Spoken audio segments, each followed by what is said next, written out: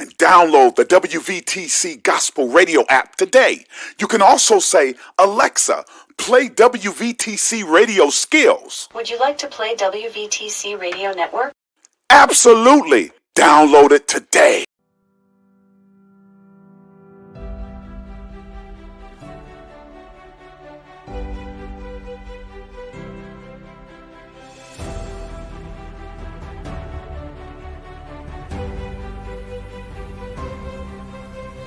We have to be honest and upfront about what it is that we want, and then it's also in that piece of talking about your expectations.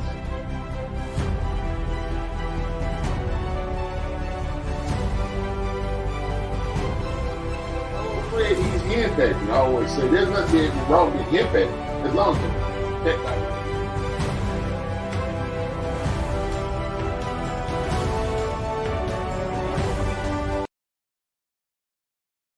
Saturday, everybody.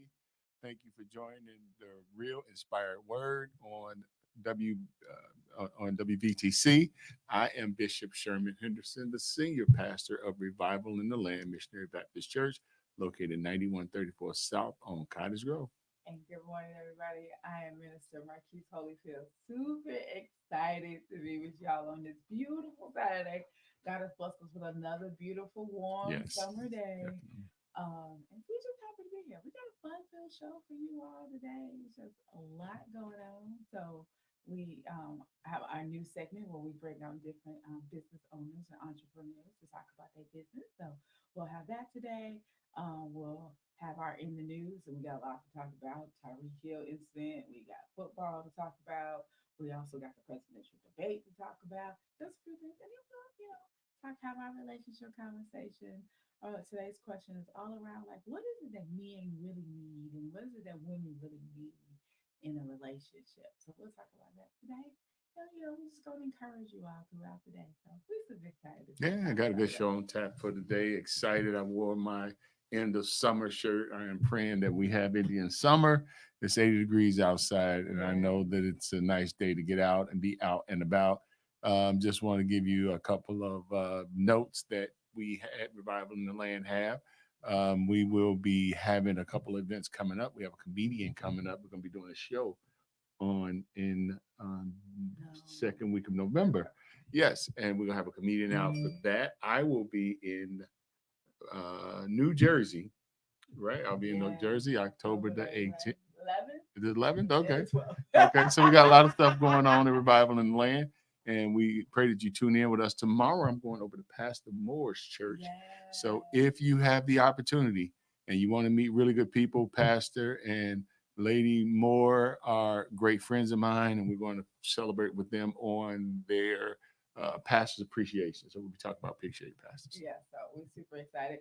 And don't forget, women's ministry at Revival in the Land Missionary Baptist Church kicked off last week. And then this week we had a phenomenal women's ministry. We are reading the book, When Women Pray, 10 Women Who Changed the World Through Prayer. When I tell you it was a dynamic study, we just growing in the Lord, just sharing our experiences and being that iron sharpens iron for each other. But, having those real moments where God has given us our aha moments, where he is using us, helping us to use the practical skill as we are learning. So what was this week about? So this week's chapter was all about Hannah. Okay. And so, and it was good. We learned a lot about Hannah. We learned that Hannah was one of the 4 women in the Bible that's mentioned that could not have children. We learned about Hannah's persistence. We learned about understanding what God meant when he said he remembered her. Not that he never forgot her, but he remembered her, which means at that moment, he said, okay, I'm going to bless you. All right. So join the women's ministry. Join the women's ministry. Okay. We have an exciting guest today, I understand. Yes. A return guest. Yes, a return guest. Okay. So with us today, we have CEO of Grown and Rich, Mr. Sadan Long. I can't talk today to y'all, but Sadan Long. Sadan. Hey, Sadan, how's it going today? Hey, Bishop, how you doing? Thank you for having me back. Oh, man, you always welcome anytime. Yeah. Well, it's good to be welcome. Yeah. So we have Sadan on today, so I'm going to have Don talk a little bit about business and like how God gave him this business because it was from God. Because like many of other of us that were entrepreneurs, we started somewhere else, and then God said, "Okay, let's do this." So, Don, tell us all about it. Well, let's get some agreement on some things. Now, the Bible says that God is going to give us witty ideas and inventions, right? Is it it? Okay, so that means that there are literally people sitting in these pews that are having things downloaded into their spirit Mhm. that are supposed to get out into the earth. Mhm. I'm one of them. Guilty. Okay, so now the question becomes, how do we get them out? You know, I mean, you look at Elijah and Elisha. You look at Jesus and the disciples. You look at Timothy and Paul. I want to call him Saul. Oh, yeah. Yeah, I want to call him Saul. But you look at Tim. So there's always been these coaches, teachers, trainers, developers throughout the Bible that helped people get their gifts and talents sharpened. Okay. Now, for some reason, when we go to business, we throw all that out.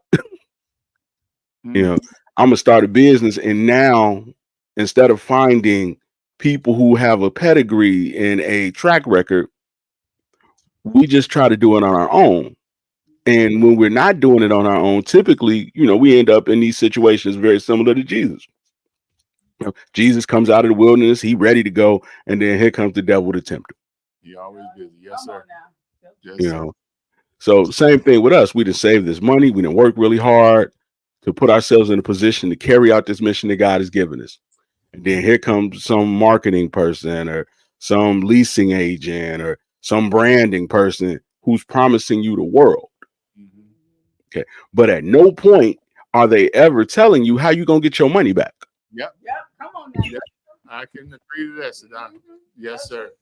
You know, I look at, you know, when the rich man, when, he told him to sell everything Mm-hmm. and he was sad. Yeah, I got to sell everything. Yeah, you got to give me everything. Okay. But then the response was, no man has ever not reaped in this life Mm-hmm. Come on. and the next. Right, right. That's right. Come on now. You ain't preaching now. I ain't now. You preaching. And the next. So Put you up tomorrow. You come through tomorrow. So what Grown and Rich is about is you're in this life. Mm-hmm. You know, Grown and Rich is about, okay, you want to have a business, because how do we judge businesses? We judge businesses by their buying power. You know, Right.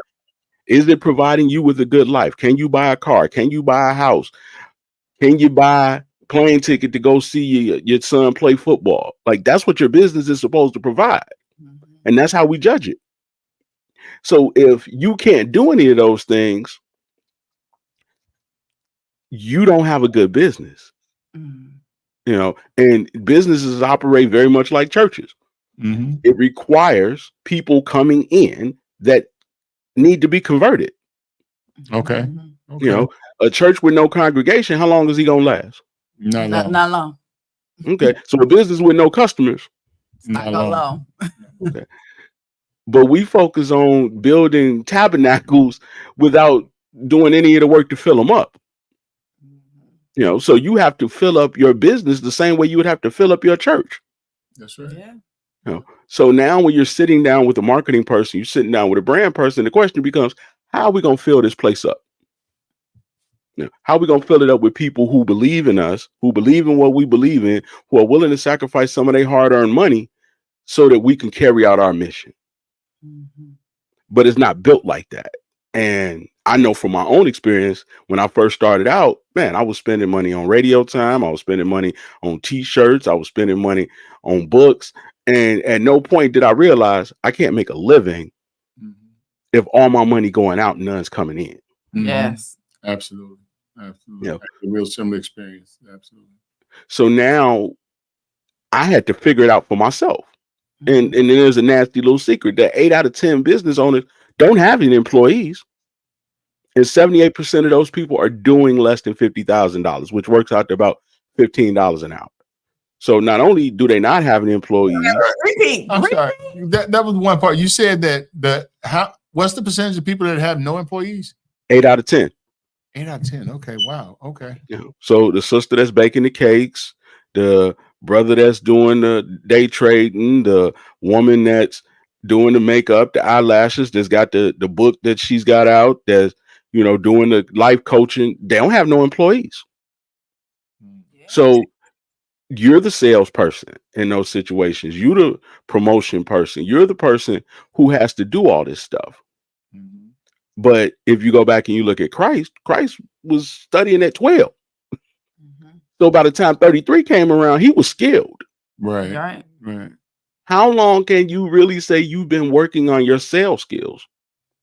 How long can you say you've been working on your marketing and your promotion Mhm. to where you could say you're skilled enough to do this for a living? Mhm. Mhm. So now you go into something with a great idea that God wants to see flourish, but then the devil gets between you and the flourishing with all of these marketing people who you don't vet properly. You look at Jesus and Peter. He said, "Well, who do men say I am?" That's not me telling you who I am. Who do people say I am? Right. Right. So you have to vet properly. You have to be able to say, well, what are people saying about this person that I hire? What are people saying about these people that are trying to get me to sign up for their programs? And we don't do that. We just let people say sweet things in our ear Mhm. that sound good, and we give them our money. Yeah. Yeah. And now, relate to go that. ahead. I was gonna say I could definitely relate to that. I've had people I was looking for grants for, and all of them at the end of the day wanted to sell me a book so that I can do it. And I'm like, nope, I'm looking for somebody skilled at grant writing. So Right. I get what you're saying. Right. So that's why Grown and Rich exists, because there's only really four things that businesses run around. They run around traffic, being able to convert that traffic. Now, traffic is just people, Mhm. being able to take those people and turn them into customers. And then the other two things are pricing and churn. Pricing is just, okay, can I do this at a price where I'm gonna make enough money to be able to feed my people, to be able to hire a few people, to be able to save a little money, so when the winter time comes, like the ant I've gathered in the winter, in the summer, so that I can cover my heating and lighting and all those things, you know. And then churn is just being able to keep them longer. A lot of our churches are not built on new members. They built on the fact that they had some members that never left. Right. Yeah. Right. So if those members start to die off, then the church starts to dwindle because it's hard to get new ones. Mhm. So that's why I exist. So when you talk to me, when you sit down with me, I want to know what your revenue goals are. And I want to show you how, when you invest in me, we're going to recoup. Because if you don't recoup, then you can't take that money and spend it on anything else. If you invest $100 and that $100 doesn't come back, that's just money gone.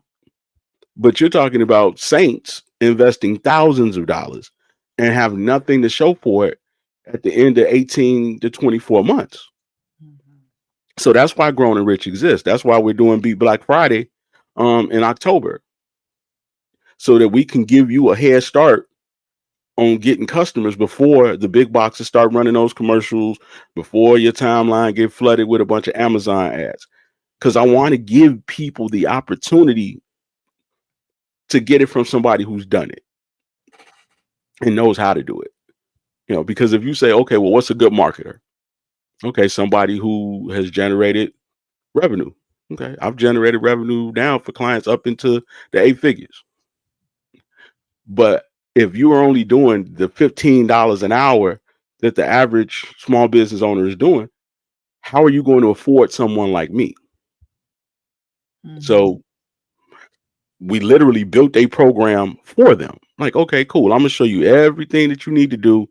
Literally, like 95% of the work is going to be done by me. And all you got to do is follow it. Similar to the Bible in the sense that it's already laid out for you. Now you just got to follow it. Right. Mhm. Right. Absolutely. Okay. Tell us a little bit about that. Tell us a little bit about your program. What is your program? Well, Grown and Rich is created, Beat Black Friday, which is, we're going to show you how to get customers without using the internet Without to you. get them, without using the internet, because people run to the internet as though them people know them. But we overlook all of these people that know, like, and trust us each and every day. So now you're going to put out a bunch of posts to strangers that the internet is then going to say, well, we might show 5 or 6 of those people something. And if 5 or 6 of those people like it, then we'll show another 5 or 6 people. Unless you give us some money. Now, if you give us some money, we'll boost your ad. Okay. Okay. But still, how much money do I got to give you just to get people to see it one time? Yeah. Sure. Yeah. But if you know what to say and you know what to do to then reach out to the people that God has put around you, the people that you've been going to work with, serving on committees with, spending time with, went to college with, and you know how to ask them the right way for help, they'll help you. But the majority of people who have a business, can't nobody tell people what they do or the value of what they do. Okay. It's like, okay, well, I'm a pastor. Okay, but it's a bunch of pastors. What makes this one in particular better than the other ones for you? That's where the difference comes in. So we're going to teach you how to teach your friends how to now go out and evangelize for you in a business sense. How to go out and find your ideal customer for you. So when they're at work or they're at the gym and somebody says, man, I've been really struggling with this pain in my leg. Oh, I got a friend. She does, physical therapy. Or, oh, girl, my son's birthday's coming up. Well, guess what? I got a homegirl. She makes cakes from scratch. She does birthday cakes. She does cupcakes. So now when these people are out and they're encountering people, you have your business lined up and organized well enough through the training that you've been given to now it's easy. Okay. It's simple. It's like, oh, I got a friend who does that. Because when you know what the person does, you refer people 40 going north. Mm-hmm. When you know that is good, you refer people 40 going north. But most people have never worked on that skill, so they don't know how to ask. You hear people say, I'm a coach. And then when their friends are out and people say they need coaching, they're like, well, I don't know. She might coach women. Well, does she coach kids? I don't know. Okay. So God is giving you these people, and these people can't get you where you need to go because you're not using them right. So we want to show you how to use them. And then when you actually get a customer, we're going to show you how to keep them. Because keeping them, just like with the church, is extremely important. Yes. If you got to get 100 new members every year, how are you going to sustain the missions that you've been called to execute?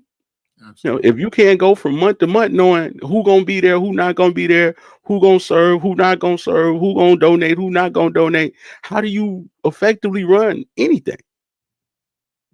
No, it's very difficult, especially in church, because church is so it's donor based and it's based upon people who contribute, and most people in the church are volunteers. So yeah, it's really difficult. And most businesses are donor based too, whether we want to admit it or not. Yeah, it is. Look, I'm a Okay. business owner. I know it is. I'll be with you all league one of these days. God's gonna bless me. But one of the things I can attest to the things that Sadan is talking about as a new entrepreneur, been in the business less than a year. Some of the different skill sets that he was giving me, certain things he'd be like, well, why don't you couple this with this? And I was like, oh, I never thought about that. It's simple stuff, y'all. It's really, really simple stuff.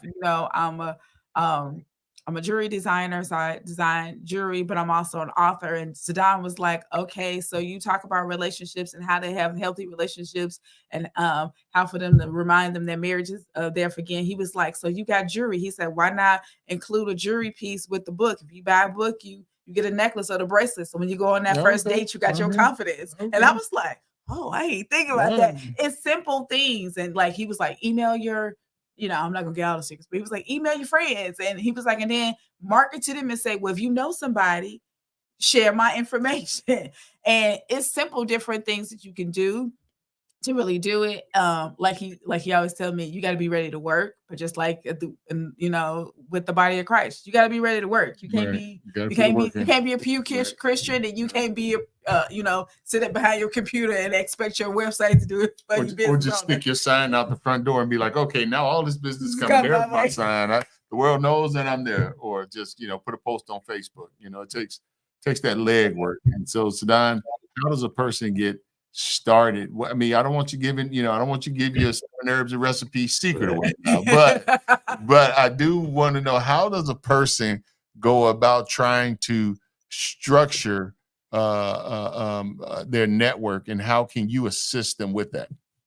Well, the first thing, anybody who wants to start a business or is in business, we want to talk about the problem we solve. Because if there's no problem, there's no need for a solution. Okay. When people are hungry, what do? They go get something to eat. Mm-hmm. When they got a pain, they go to the doctor. Yeah. When the gas hand on E, you go to a gas station. So everything starts with something. Jesus says, I came that you might have life and have it to the full. So obviously they wasn't having life to the full. So there has to be something to be delivered from. So if you are struggling to get promoted on your job, okay, you're having problems. Can't pay your bills. Don't know how you're going to retire. Don't know how you're going to put your kids in college. But if I can then now show you how to turn this gift that God has given you, even if it's just making cornbread, into a business, now you can use that to pay your taxes and live off the rest. Yeah. Okay. So grown and rich. How did it start? How long ago did it start, and what inspired you to start it? Yeah. Well, Grown and Rich, we've been running maybe, I guess, 4 years now.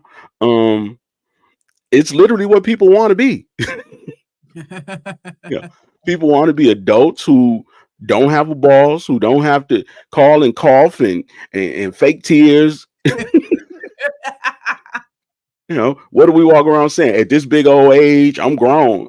So I want to give people back their freedom. Okay. The freedom to, if you want to be a part of an organization that takes a trip, that you can go without having to, I got to check and see. Right. God gave you the gift. He said that you would be free. He said you'll be free indeed. Yes. But if you still got to go to work and you got a boss and they telling you can't go, how are you free? Because we have the gift. Yeah, you're in bondage basically, because you can't move or do what you want to do. Right. And then and I know network marketers say this all the time, job is just above being broke.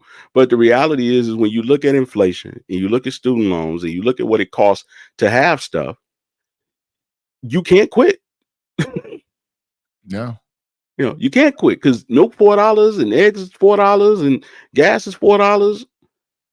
And you got people to feed and you got family members who need you. Like if you're in our age group, you maybe have an aging mother. Or a father who needs medications or who's on a fixed income. And they're looking at you to be an assistant of some kind, whether with your finances or your time. But if you always at work, how you helping them? Who's taking them to the doctor? Who's seeing about them?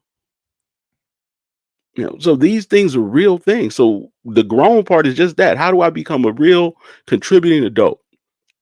And then rich is real income creating happiness. Okay. I like real income creating happiness. Okay. All right now. I'm gonna have to, if you hear that in tomorrow's sermon, you can just, Hey, go forth. do what it's supposed to do. Because nobody came here to be broke. Nobody came here with the idea that I'm just gonna be the downtrodden my whole life. Right. And the only thing that's really keeping us from doing is lack of understanding. So if I can show you how to understand the fact that, hey, number one, you need to get a list of people that you can talk to about what it is that you do who will listen. Number two, you need to know how to turn those people into customers. Number three, you need to know how to charge enough so that they get a benefit for what they pay for and you get enough money to pay your taxes and live off the rest. And then number four, you need to know how to keep them. That's it. Those are the four things. So and you can go ahead.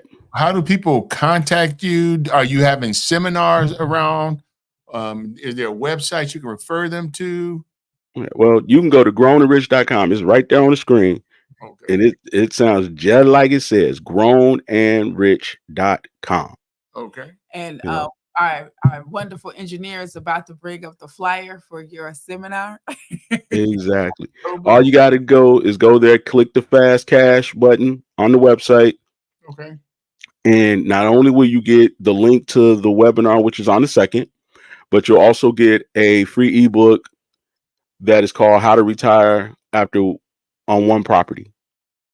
And that's a book that I co-wrote with Dwayne Ransford, who's a real estate mogul, roughly at this point, probably got almost 300 doors under his management, and one of the richest black men in the country. So there's a free ebook that comes, and the seminar, webinar, training, whatever you want to call it, the help that's on the way. You click that link. I'll send you the link. It's $69. And literally, if you don't do 3.5 times more than the $69 you spent before January 1st of 2025, I'll give you your money back. Wow. Oh, wow. Okay. Oh, wow. Wow. Well, we definitely are gonna have to get some down back here. Yeah, we're gonna definitely have to bring you back. I'm gonna go January 2nd, the January 2nd program. I'm gonna get the program. Yeah, I'm a, you know, he already know I'm gonna be in the class because we need to boost some sales, but and we'll definitely have testimony about what God has done. Absolutely. And that's all I want, man. I literally want people to be who God has called them to be, because those are the people who sit in the pews. Yes. Yeah. You know, And so second is what day of the week? I think what day of the week is that, Don? I think it's like it's in the middle. that's a Wednesday. It's a Wednesday. Okay. October the 2nd. Yep. Yeah. I will be on. I am going to book. I am going to be on, and I will give it a Thank shot. you. And because definitely we like to support our guests and Yes. and the value that you bring to the community. Because one of the things that this show is all about is connecting people with God first, to each other second, and then to the community. And so we thank you for being on our show today. And I thank you for allowing me to be on. It has been a blessing. Yeah. Anytime. You're welcome anytime. Anytime. So you have an open door welcome anytime. If you want to send us anything you're doing, we'll be glad to put it up for you and help you promote. We like to support our friends. So Okay, well, thank you very much, Bishop. and you're my friend as well. Yeah. Exactly. And make sure you go out and get Happy Life too, by the way. I got Yeah, see, that's right. I got a copy, and I gave a friend of mine a copy. Engineer can put that up too, because we got that image. You know what? Yeah, I got a copy, and I gave my friend one. I believe, did I give my daughter one? No, not that. Not that was the first book. Not this one. You gotta Okay. Yeah, Happy. I read it, and it's really a good book. It really talks about relationship and finding yourself and love without compromise. Wow, powerful. Yeah, it provides. Well, Bishop, I think marriage is making a comeback. So, we got to get these men and women, get them ready. Absolutely. Absolutely. Marriage is definitely honorable. Yes, definitely. And it's making a comeback. Yes, sir. Yes, it is. Well, thank you again, Sadon, for coming on. Thank All you. right. All your support. Thank you. And we'll talk to you soon. Talk to you soon. Okay. Thank you. Have a great one. Thank you for having me on. No problem. Bye-bye. All right, you all. Powerful. I will be on. Yes. Like I said, if y'all see in this season, like I said, God really touched it on our heart to really promote business, because as we go into this new season, this next season, God wants us to do what he said is we called you, that we wasn't going to be in a lack. There's nothing missing, nothing broken, nothing lacking in our lives. And like you said, we perish because of a lack of knowledge. And if we can bring knowledge and opportunities and for people to be able to grow and develop and seek different things and, walk out on faith. It was a faith walk for me to walk out on faith. And, it was like I was unemployed. And it was like, okay, God, what are we doing next? And God used my own talents to be able to bless me to be in business. And, you can be able to do it too if you just trust God and have the right tools and the right team behind you to be able to motivate you and push you down. And I often say that if you can't find a job, create your own job. Yes. We do have that ability in America. And sometimes God will put us in those transition periods and where he will be in the wilderness, and that wilderness ultimately leads us to our promised land. That's true, Israel. So what do we got up next? So, all right, y'all, we got to talk about in the news. So, there was a couple things that didn't happen this week. So First thing, we're gonna talk about the presidential debate because I know this is gonna take us the longest. But so this week, y'all know it was a presidential debate, and it was dynamic in many ways. And then it was also like, Can I ask you a question? Yeah. Have you ever seen somebody cuss somebody out without cussing somebody out? yeah, she did. I But you was know like, what? Oh my God. This is the thing I was going to say. I was excited for the debate because I really wanted to see how Kamala was going to do. You know, I've seen Trump in the debate 9 out of 10. before, so I kind of knew how he was going to proceed. I was also curious to see how she was going to use her wisdom, her knowledge, and her skills as a prosecutor to be strategic and showing people who she was and what her strengths were, but also what were some of the weaknesses that Trump's area. And so it was interesting to see how she did that. Can and you give me an example? well, when because she got him off. Her key thing was she got him off his game. Yeah, she got him. When everybody was waiting for him to talk about policies and so forth and what he was going to bring to the table, he kept talking about, I'm not president yet. And then so it's like, well, don't you have a plan? Right. She kind of already bust him out that he didn't really have a plan and what he was going to do. And then he was running on problem. The one that got me when she threw him off, and she must have studied it when she talked about people leaving his rallies early. I know. That rattled him. Yeah, it frustrated him but she did her homework. Mm-hmm. Now, the flip side to it is some people loved that piece. They loved, the debate between them. But some people really have said, I've heard feedback that said they wish that they would have stuck more to policies and issues, more in detail, providing more detail what it is that they were going to do versus the jabbing. The jabbing. I agree because I said that. That's why I only gave her 8 out of 10. But I think the goal there was to change the narrative, and I think she did that effectively. Now he's the old man who seems out of tune and eating cats and dogs. I know that was just, and then when he talked about, he changed it from Black jobs to African American jobs, and it's just like, come on, I need you to do your research. It's like you can't say that people who are immigrating to this country are going to be taking away Black jobs. And when people say, well, what are Black jobs? And then you'll say jobs like, teachers and service industry and so forth. But that's everybody's job. I don't know just Black people that are teachers. I don't know just Black people who are in the service industry. I know a multitude of people who are in all those different industries. And so we need to be very cognizant of it. But one of the things that I said to one of my friends who was like very upset about like somebody, she said in her friend base, they were saying like, oh my God, we doomed. And I was like, no, we're not doomed. I said, but we have to, as I tell everybody every week, well, because of the fact that they didn't really talk about their policy. She kind of talked about some of the things that she was going to do, but not in a grave detail. Mm-hmm. And so what I told them is, this is why we as the people of God, but also the people of the United States, we need to study and show thyself approved. We have to go read. She put out her economic plan way before she even got on the debate. And I know some people wanted her to go in detail. Well, I'm going to do X and Y and Z, and this is how I plan to do it and so forth in many ways. And I know that's what people are looking for. But you also have to start to go do your own research. And then one of the things that she said, well, it's a lot of policies. That's a lot of wording. I know, but we have to force ourselves out of our own comfort zone and start to seek the information out. Right. And see, here's like I said, when I talked about who's advising him, because I look at politics just as sports. Don said, it was hard for him to watch. Yeah, exactly. When I think about politics, I look at politics as games. I'm not on either person's side. I am going to vote for a person, but that's going to be my personal vote. I just say that one of the things that he failed to do that he generally does well is speak to his base. And I don't think he didn't do that. Yeah, they talked about he could have got her. They said that he was more knowledgeable about the economy. He was more. Let me finish, please. So when what he did is he allowed her to get him in that exchange back and forth. Whereas I think who's coaching him, he should have known that, and he should have been able to redirect back. And who in the world told him to talk about dogs and cats? And then you have his running mate out there the next day goes out and says that the plan for people with children and taking care of children and child care is for grandparents to take care. That's the assumption that they have grandparents. I know. So I think that they just came unprepared. He thought he could do it off of the cuff. And I think that the polls are showing that hit him pretty bad.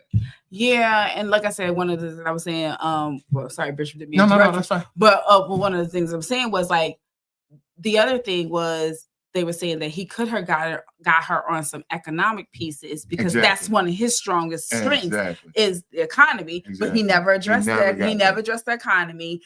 He could have talked to her about some of her immigration policies. He never addressed any of that. He addressed the roundabout and so forth. And I think eating dogs and cats. I mean, that one just stuck with me because and then when the commentator kept saying, "Oh, that's not true."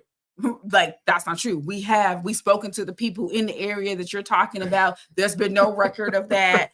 Where are you coming from that? He just would not get off of it. And it was just like unprepared. And it was interesting. If y'all noticed right afterward, former, I think he was Chris Christie. I can't remember what state. Yeah, New Jersey. He was the former governor of New Jersey. And he talked about that. He was like, he said, whoever prepared Trump, they need to be fired because they did not prepare him. He said that he came out sloppy. He came out unprepared.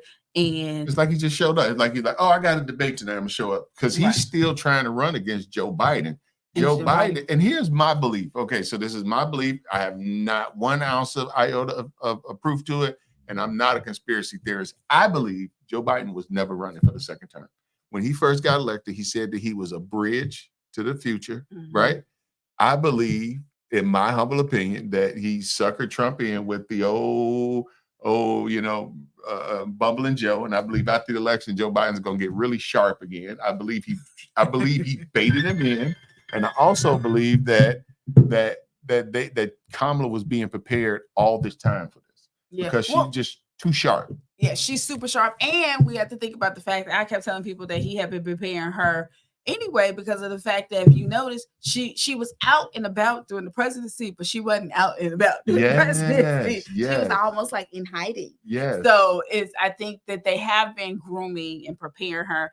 And the one thing I would say about JD Vance that I think we need to be mindful of, even with him, is just like, unfortunately, when they picked y'all, they did not do a good pick because one-term congressman, you're gonna pick. You got all that bench, right? You got you. I mean, I just knew, for instance, that he was going to take Governor. Oh gosh, I forget her name. Nikki. I just knew it. It was like a layup. It's like, okay, but the person you need to pick is Nikki Haley. She's going to bring in the women vote. She's going to bring in the Christian vote, and she's going to bring in the traditional Republican vote, because what the problem Trump is having is that he's got his base, that 33% locked in.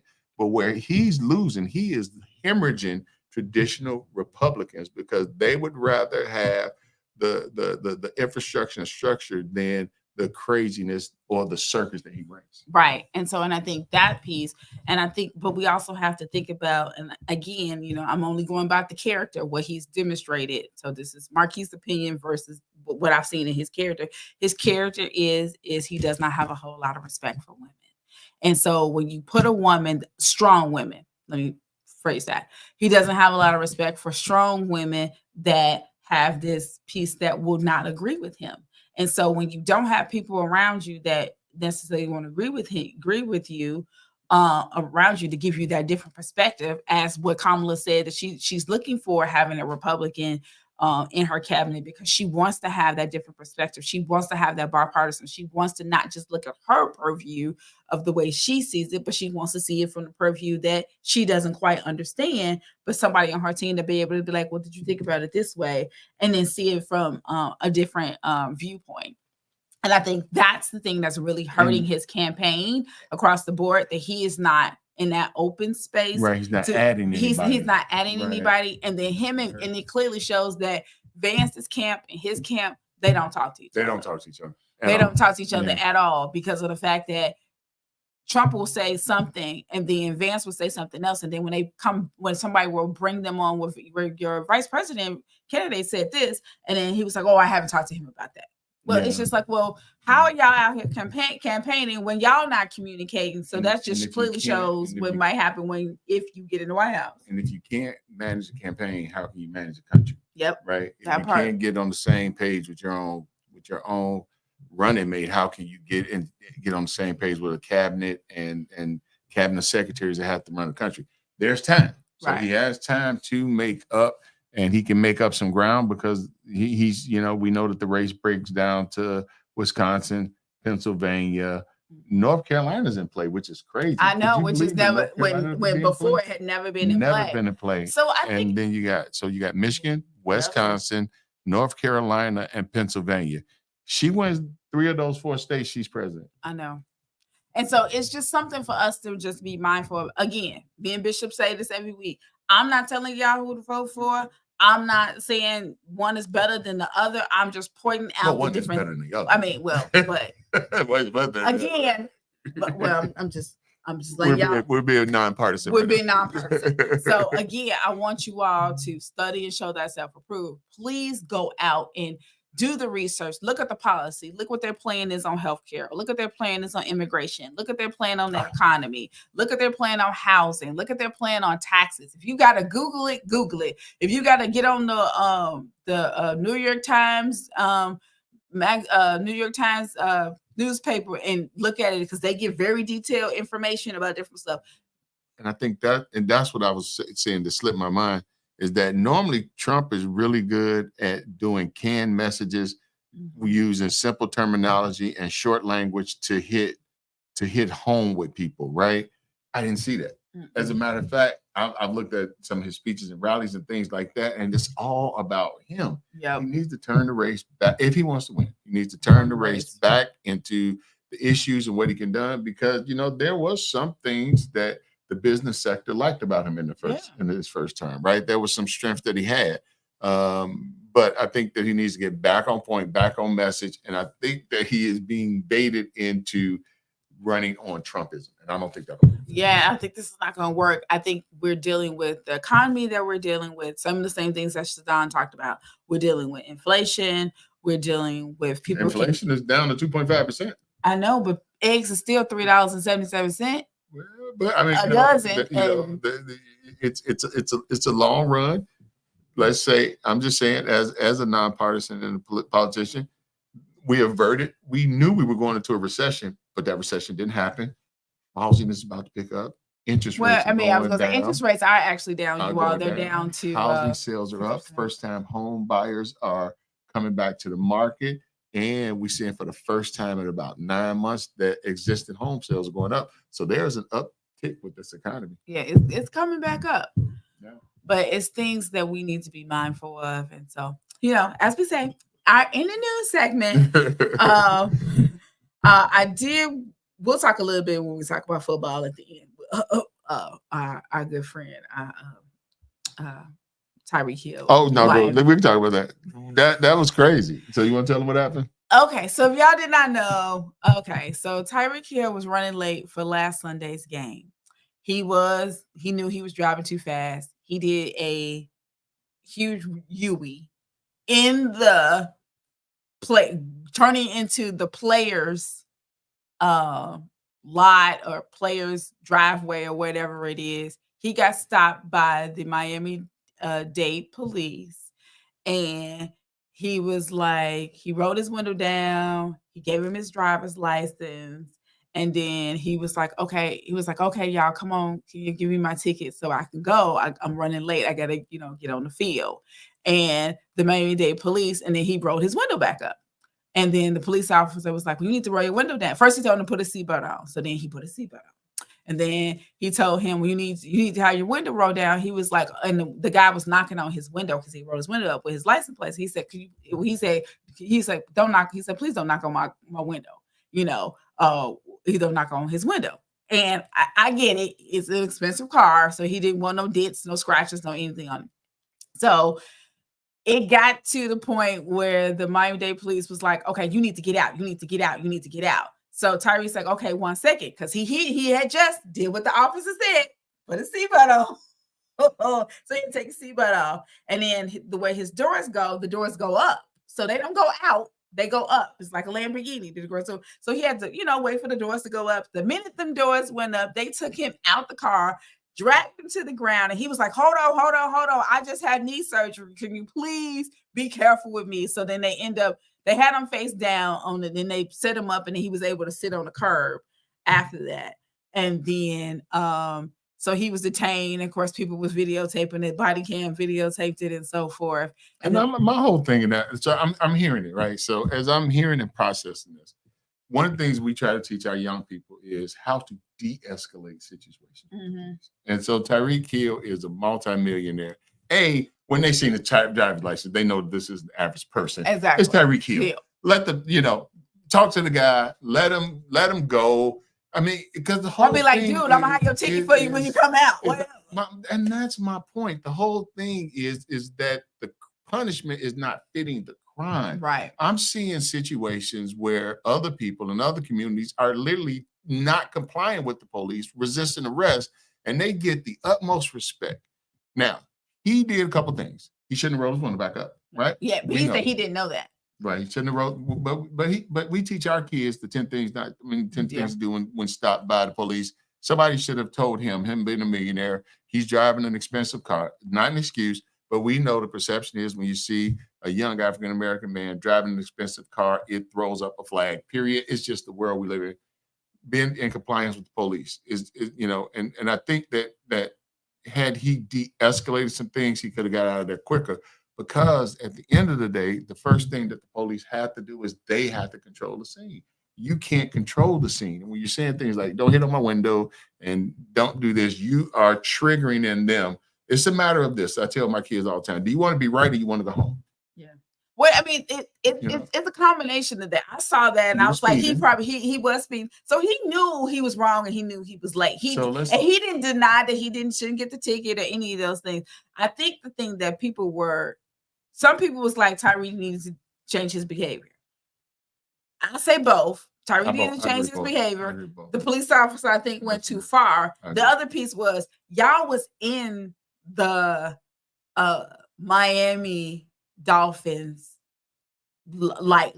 Y'all was at the football stadium. And it's Tyreek Hill. Right. And let's be real. It's like, I'm not saying that he get a pass because he's a football player, but I'm like, what I am saying is like, y'all already know who it was. He was like, okay. He didn't say I ain't did. He didn't say I ain't do nothing. He just said, can you give him a ticket? I'm already late. But it goes back to the fact that things always get escalated when it's African Americans involved. It always get escalated. Because I seen a lady on Facebook that was getting a ticket and she was telling police what she ain't gonna do and this, that, and other. They was like, yes, ma'am. Okay, ma'am. This, that, and the other. You know this is Tyreek Hill. You know that there's a football game going on. You know that he's in a hurry. And at the end of the day, he was gonna get a ticket. Right. So and he was ready to get his ticket. Die or get beat up to get a ticket at the end of the day. Because they say, oh, well, now you resist arrest. But you're wrong in the way that you're going about it. So Tyreek Hill was wrong, and I get it. And I do say there's some wrong. But did he have to be thrown on the ground? Right. Was he that big a threat? But one of the things that they also said, so the police officer is, of course, on administrative leave because they supervisors realized that he went too far. They allowed their ego to get in the way. The other piece of it is Tyreek said in the news conference after they won the game, because they did that when they won the game. He scored a touchdown. He did the cup behind the back dance. Right. He won the game, and he said two things. He said, but if I wasn't Tyreek Hill, what would happen? Yeah, I would have won. And then he said the second thing is he was like, I'm a trained police. He said, I'm a trained peace officer. He said, when I finish NFL, I want to be a police officer. I want to work in the community. So he was like, what are you teaching other young people or people who may even want to get into this work? And how are you souring it for them? And so it was just like, it was a lot of things that I think we need to, I know the main thing we always go through is police brutality, we go through racism, we go through things, but we also have to think about twofold. What are the messages that are we sending our people across the board about non-respect, different things across the board? How do we work together? How do we have compassion? How do we have grace? Because you want to give respect, but can we also be respectful in the same it same amazes game? me, And like because we're teaching our children that you need to be respectful, and then when they're disrespected, sometimes they don't know how to handle it, because it's like, well, I was taught to be respectful, and then if you're not respectful to me, like, how do I handle this? right. And the thing about it is, with our young people, I believe that there are a universe of people who trigger because they know that when the police come up on you, you're going to have a fight or fight response, Mhm. right? It's just basic. And I think some people use that intentionally to instigate situations, to show that they have control, right? Here's the African American man, obviously very wealthy, very rich, police officer having a power struggle, a power dynamic there. He's on Miami property, and it escalates, and it happens over and over again. But whereas you take a situation in that same county, when you had the Zimmerman guy who shot Thank you. Thank you. The young the man, young man, Trayvon, when he was arrested, he was not treated like that. not even And he close. had killed somebody, but yet still somebody who has a traffic incident gets killed. And it happens over and over. It's not one time. It's happening over and over and over and over and over again. And it's like, okay, enough. But I do want to get to our relationship topic. We only got 10 minutes to go. So what is our relationship topic So our today? relationship topics today, what are the things that women and men need in their relationships? Oh, okay. And so what really prompted me is that I was just thinking about, as you know, as I said, those of y'all, a happy life. I said recently in one of my posts that, we going into cuffing season. And then this Don said, yes, cuffing season is here. And those of you who don't know what cuffing season means is that just like when it get cold outside, if you have your boo, your significant other, you spend more time, it's more cozy time. Y'all get into the season where y'all, spend a lot of time, do indoor type stuff, and use a lot of time together, except for when, the summertime, y'all out and about. So as we getting ready to go into this season, just really thinking about, like, if you're in the process, if you're in a relationship and you want it to grow, you want it to be strengthened and so forth, are you really thinking about what it is that your mate really needs? Because I think a lot of times we think that it's the material things, but for me, what I'm starting to clearly understand and realize that, somebody who said recently, once you get to a certain age, all the material things, that's not really, it's okay. You're grateful for it, but it's not the thing that fuels you. Whereas the respect, communication, having true intimacy, companionship, strong prayer life, being able to have someone that you can talk to and have those difficult conversations with, and be like, okay, I said some stuff, you said some stuff. Are we good? And not being able to walk off and be like, I'm not talking anymore, and silent treatments and all these other different pieces. And so it really made me really think about, like, how do we help people as we get ready to go into cuffing season to be stronger? To be stronger, because you're gonna spend a little bit more time together, because it's gonna be cold outside. How do you build during this time and this season? And so really thinking about, like, what do you really need? Oh, thank you, Franklin. He's a great show. But what is it that you really need? And making sure that you think about that. Because I think a lot of times we get in relationships, we get a little lazy. We get to this point where it's like, oh, we good. But are you? Yeah, I think that, you have to be with somebody that you like, because you're going to be spending a lot more time indoors and in quiet settings. And what does that look like, right? So that's going to be a test to the relationship right there, because one of the things is, do you like being around each other, right? So there are, and then also the lack of that might be triggering to me. So people have to figure out how they're going to interact in this space, and what does that look like? Do they do events together? Do they spend time together, things like that, and meeting each other needs? Again, I am a big proponent or believer in attachment styles. And so with attachment styles, you have to make sure that you're partnered up with somebody who complements your attachment styles, which Organically is just the opposite. Most people are attracted to people who have a opposing. I mean, like when they interacting and dating, they tend to be attracted to people who has an opposing attachment style. And so what happens is they go through these series of relationships, and then they have issues around it rather than get somebody who is attached. So you got to say, do we like spending time together? How do we entertain each other? How do we support each other? How do we build in space with each other? Yeah. So all those things are important in quote unquote cuffing season. So what suggestions would you have for people in this season? Well, one of the things that I was say, he said you got to get we get complacent and too comfortable. You're right about that, Franklin. But what I think is key, I think it's key and important as you get ready to go into cuffing season. Really thinking about, we always talk about the 5 things that you need to have a thriving relationship. Time by yourself, time with the Lord, time with each other, time with family, time with friends. You need that balance. So you still need to be able to do that during this time. But you also need to think about, like, what are some of the new things that you all can do? Because it's one of those things that, new is, don't make it so that it's that it gets boring. You want to do it some excitement. So do y'all want to do game night? Do y'all want to, you in football, y'all want to do football, or basketball season be coming up soon, but like just making sure that you find things to do to enjoy each other's company, going for a walk and all this stuff. It's gonna be cold, y'all can still go. Do we go to the gym and go work out together? All these other different things. And then of course, me and Bishop always talk about the little things. What are the little things that you can do to show your appreciation?